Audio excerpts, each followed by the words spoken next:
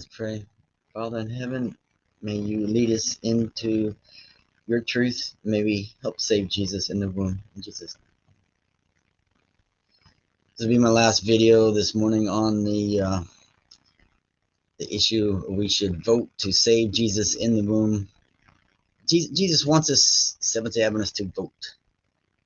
Many Adventists don't know that we are supposed to vote, and I've had many, including my own mother, say that we should not vote. So let's look at the facts. This is Seventh-day Adventists should vote. My mother used to tell me voting was wrong, as we partake in the sins of those whom we vote for. This is true only if we know that they want to make some sin into law and we still vote for that person anyway.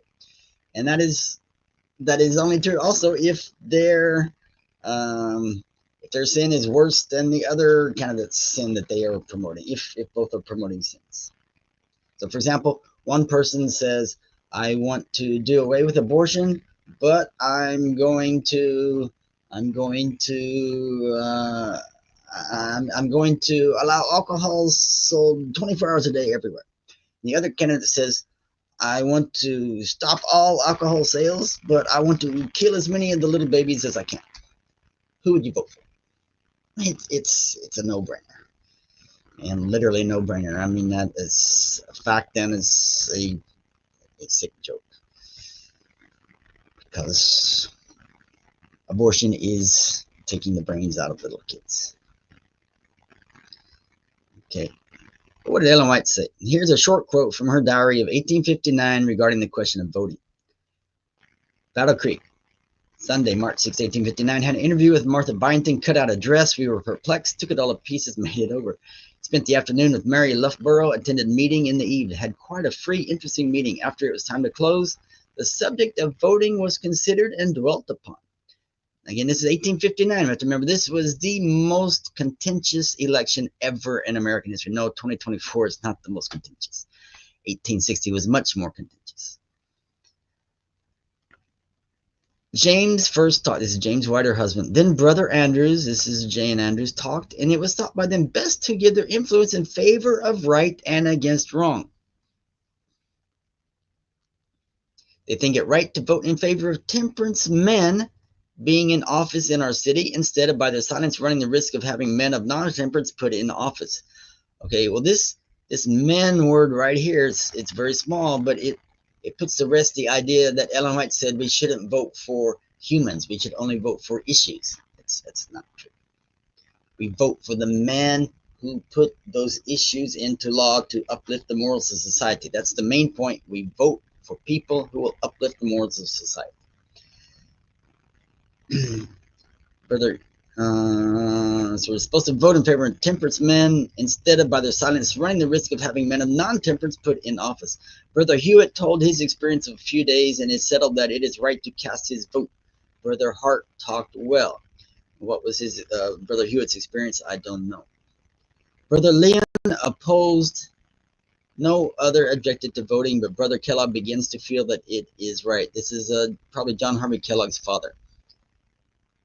Pleasant feelings exist among all the brethren, oh, that they may all act in the fear of God. Now here is the very interesting part. This is the interesting part. Hope you can see it clearly on your screen here. Let me check, and oh no, it's not on the screen at all. Sorry about that. Here we go. Oh, come on now. Oh, come on now. Hey. Come on, you can do this. Get up on the screen. That's not cool. Oh, it was on the screen and I took it off when I went over here. No, that's not what I want. Get right. Okay, here we go. It's up on the screen here for you. This is the big part, the important part. Men of intemperance have been in the office today. This office, talking about the publishing house, the Review and Herald publishing house, is called the Office in Battle Creek, Michigan. Men of intemperance have been in the office today in a flattering manner, expressing their approbation of the course of Sabbath keepers and not voting, and expressing hope that they will stick to their course and, like the Quakers, not cast their vote. Satan and his evil angels are busy at this time, and he has a work upon the earth. May Satan be disappointed is my prayer. Now this is 1859. Ellen White only had the main, what we used to call the health vision in 1858. Yes, she had some visions about health before, but the main one was 1858.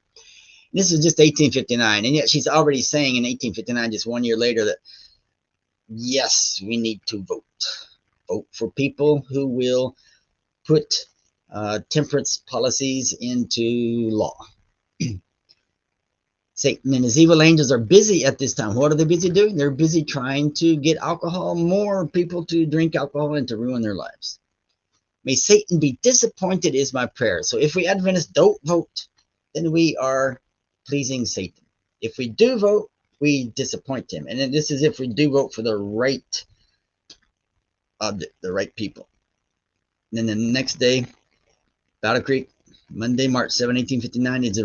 It is rainy today. It looks very gloomy without, but if the sun of righteousness shines in my heart, all is well, and no outward appearance of gloom can make me sad. Today, the votes are cast for town officers. And James later, he wrote several years later that those Adventists who did vote in the election in 1860, that they voted to a man for Abraham Lincoln, because it was obvious that he was more morally upright than the others. He was the one who was going to try to get slavery out of society, and he finally did. This is the least of these, my brethren. Seventh-day Adventists, fellow Seventh-day Adventists, please vote. Please vote. Please try to save Jesus in the person of the least of these, my brethren. It's very obvious who is for life and who is for not. Please vote. May God bless us as we follow inspired counsel and we disappoint Satan.